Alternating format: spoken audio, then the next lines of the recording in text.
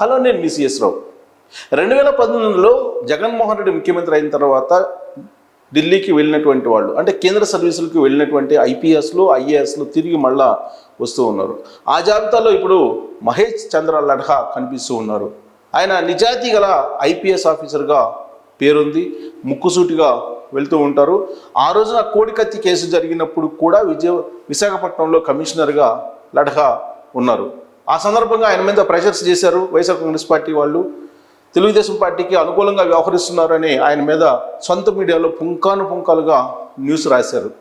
ఆ తర్వాత 2019లో అధికారం రాగానే పరిస్థితులు అనుకూలించవు అనేటువంటి ఉద్దేశంతో ఆయన సెంట్రల్ సర్వీస్కి వెళ్ళిపోయారు. ఇప్పుడు మళ్ళీ తిరిగి వస్తూ ఉన్నారు ఆంధ్రప్రదేశ్కి. ఆయన సిఐడి చీఫ్గా రాబోతూ ఉన్నారు అనేది ఇప్పుడు ప్రభుత్వ వర్గాల్లో వినిపిస్తుంది. సరైనటువంటి సిఐడి చీఫ్ మహేష్ చంద్ర లడ్హా అనేటువంటి అభిప్రాయాన్ని పోలీసు వర్గాలు కూడా వ్యక్తం చేస్తున్నటువంటి పరిస్థితుల్లో ఇప్పుడు ఢిల్లీ నుంచి వస్తున్నటువంటి లడ్హా సిఐడి చీఫ్ కాబోతూ ఉన్నారా? ఆయన ప్రొఫైల్ ఏంటి? ఆయన గతంలో ఎక్కడెక్కడ పనిచేశారు? ఆయన అసలు ఏ విధంగా తన ట్రాక్ రికార్డ్ని పెంచుకుంటూ వచ్చారు అనే దాని మీద మనం విశ్లేషణ చేసుకునేటువంటి ప్రయత్నం చేద్దాం. సో మహేష్ చంద్ర లడ్హా ఐపీఎస్ 1998 బ్యాచ్కి సంబంధించినటువంటి అధికారి లడ్హా. చాలా నిజాయితీగా వ్యవహరించేటువంటి లడ్హా. ఎక్కడ కూడా ఆయన వివాదాస్పదం కాలేదు. వాస్తవంగా కావాలని కోడికత్తి కేసు జరిగిన సందర్భంగా విశాఖపట్నంలో అప్పుడు ఆయన కమిషనర్గా విశాఖకు ఉన్నారు. సొంత మీడియా ద్వారా జగన్మోహన్ రెడ్డి ఆయన మీద వ్యతిరేకమైనటువంటి వార్తలు పుంకాలుగా రాపించారు. కానీ ఆయన మాత్రం తెలుగుదేశం పార్టీకి సంబంధం లేదు కోడికత్తి కేసు అని చెప్పి అప్పట్లోనే చెప్పారు విచారించిన తర్వాత. అదే నచ్చలేదు జగన్మోహన్ రెడ్డికి. ఆ తర్వాత ఆయన్ని కూడా వేటాడారు అధికారంలోకి వచ్చిన తర్వాత. అందుకే ఆయన సెంట్రల్ సర్వీస్కి వెళ్ళిపోయారు. సో ఆయన ప్రొఫైల్ చూస్తే 1998 బ్యాచ్కి సంబంధించినటువంటి ఐపీఎస్ ఆఫీసరు. ఆయన 2000 సంవత్సరంలో అసాల్ట్ కమాండర్ గ్రేహౌండ్స్కి పనిచేశారు. ఆ తర్వాత 2001లో ఇక్కడ మళ్ళీ అలైన్మెంట్ ఆఫ్ జాయినింగ్ టైం తీసుకున్నారు. అలాగే 2001లో ఏఎస్పీ చింతపల్లి చేశారు. విశాఖపట్నం ఏఎస్పీగా చేశారు చింతపల్లిలో. తర్వాత 2002లో మళ్ళీ కొంత అలైన్మెంట్ ఆఫ్ జాయినింగ్ టైము చూస్తే కనుక 2002 వచ్చేసరికి additional SP operations Mahabubnagar district ఉమ్మడి ఆంధ్రప్రదేశ్లో చేశారు. 2004లో ప్రకాశం జిల్లా ఎస్పీగా పనిచేశారు ఈయన. సో ప్రకాశం జిల్లా ఎస్పీగా పనిచేసినప్పుడు లడ్హా మీద అప్పుడు నక్సలైట్లు క్లైమోర్ మైన్స్ను పేల్చారు. ఆయనకు ప్రమాదం త్రుట్లో తప్పింది. ఆ టైంలో నేను కూడా ప్రకాశం జిల్లా ఇన్ఛార్జిగా ఒక పేపర్కి పనిచేస్తూ ఉన్నాను. లడ్హా త్రుట్లో తప్పించుకున్నారు. క్లైమోర్ మైన్స్ పేలాయి. అప్పుడు సంచలనమైనటువంటి ఇష్యూ కూడా అది. లడ్హా మీద క్లైమోర్ మైన్స్ పేల్చారు. త్రుట్లో ఆయనకు ప్రాణాపాయం తప్పింది. సో ఆయన కౌంటర్ ఇంటెలిజెన్స్లో కానీ లేదా నక్సలిజంని అణిచివేసేటువంటి విషయంలో కూడా ఆయన చాలా పకడ్బందీగా ప్లానింగ్ వ్యూహాత్మకంగా ముందుకు వెళ్ళేటువంటి ఐపీఎస్ అధికారిగా అప్పట్లో పేరుంది. 2004లో ఆయన ప్రకాశం జిల్లా ఎస్పీగా పనిచేశారు. చాలా మంచి ట్రాక్ రికార్డు ఉంది ఆయనకి. 2004 నుంచి 2005 వరకు ఆయన అక్కడ పనిచేశారు. ఆయనకు ఉన్నటువంటి గుడ్ ట్రాక్ రిపోర్టు ప్రకాశం జిల్లా నుంచే గ్రాఫ్ పెరుగుతూ వచ్చింది. 2005 వచ్చేటప్పటికి నిజామాబాద్ ఎస్పీగా ఆయన అపాయింట్ అయ్యారు. నిజామాబాద్ ఎస్పీగా 2005లో బదిలీ అయ్యారు అక్కడి నుంచి.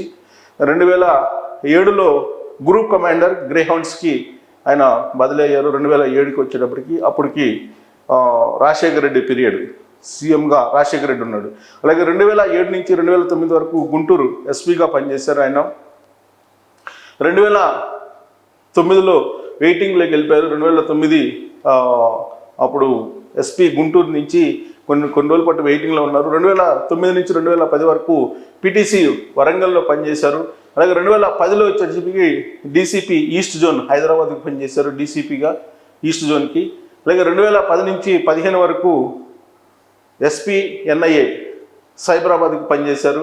2015 నుంచి మళ్ళీ వెయిటింగ్లోకి వెళ్ళిపోయారు 16 వరకు. 2016లో అడిషనల్ సిపి విజయవాడకి పనిచేశారు అడిషనల్ సిపిగా. అలాగే ఇక్కడ మనకు 2016కి వచ్చేటికి ఐజీపీ ఇంటెలిజెన్స్ ఏపీ, అంటే చంద్రబాబు నాయుడు టైంలో ఐజీపీ ఇంటెలిజెన్స్కి పనిచేశారు. ఏపీకి ఇంటెలిజెన్స్లో పనిచేసినటువంటి అనుభవం కూడా ఉంది ఆయనకి. 2016 నుంచి 18 వరకు అడిషనల్ డీజీపీ కౌంటర్ ఇంటెలిజెన్స్ పనిచేశారు. అంటే ఇంటెలిజెన్స్ విభాగంలో పనిచేసినటువంటి అనుభవం కూడా ఉంది.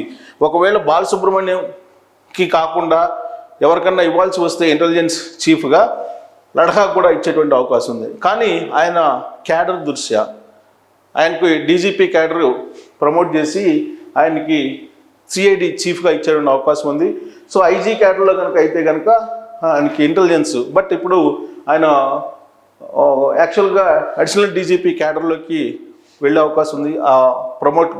ఆ ప్రమోషన్ చేస్తే కనుక ఆయన్ని సిఐడి చీఫ్గా అపాయింట్ చేసేటువంటి అవకాశం ఉంది.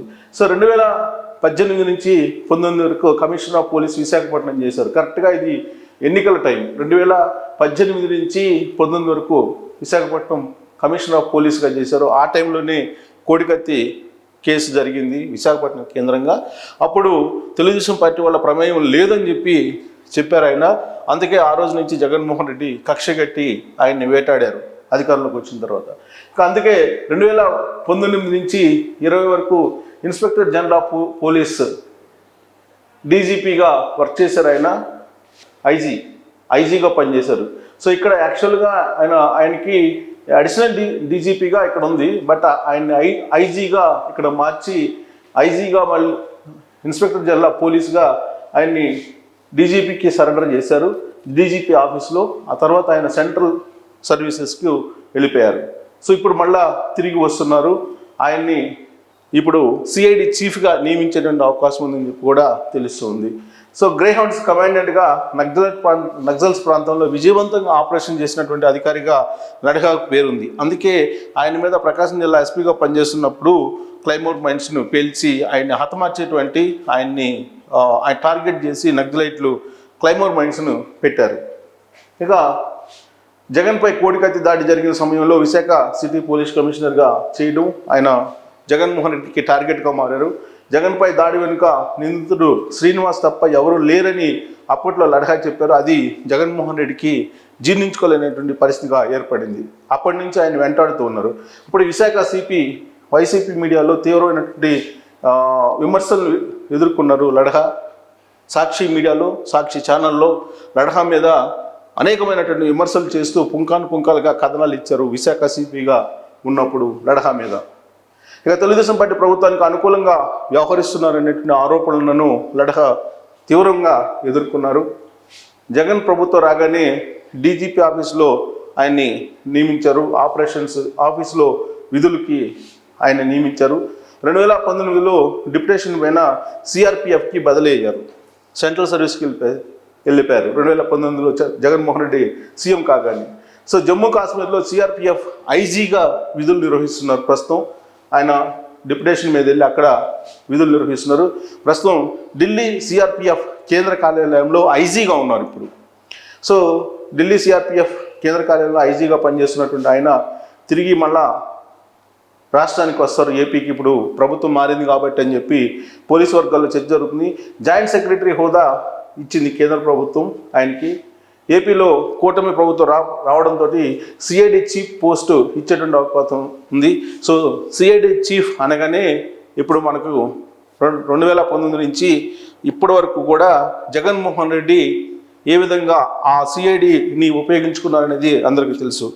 అయితే ఇప్పుడు చంద్రబాబు నాయుడు హయాం వచ్చింది, చంద్రబాబు నాయుడు ప్రభుత్వం వచ్చింది. దాంతో లడఖా కేంద్ర సర్వీసుల నుంచి తిరిగి రాష్ట్రానికి రాబోతున్నారు. సిన్సియర్ ఆఫీసర్గా, మోస్ట్ జెన్యున్ ఐపీఎస్ ఆఫీసర్గా ఆయనకి పేరుంది. ట్రాక్ రికార్డు కూడా చాలా అద్భుతంగా ఉంది. అందుకే సమర్థమైనటువంటి అధికారిగా ఉన్నటువంటి లడఖాకి సిఐడి చీఫ్ పదవిని అప్పచెప్పి రాష్ట్రంలో 2019 నుంచి ఇప్పటివరకు జరిగినటువంటి లిక్కర్ స్కామ్ కానీ, లేదా ఇసుకు సంబంధించినటువంటి స్కామ్ కానీ, భూములకు సంబంధించినటువంటి ఆక్రమణలు, వీటన్నిటినీ అప్పచెప్పేటువంటి అవకాశం ఉంది లడఖాకి అని చెప్పి తెలుస్తుంది. సో లడఖా గతంలోనే ఆయన అనేక ఆరోపణలు సాక్షి మీడియా ద్వారా ఎదుర్కొని ఢిల్లీకి వెళ్ళడం జరిగింది. ఇప్పుడు మళ్ళా తిరిగి రాబోతున్నారు.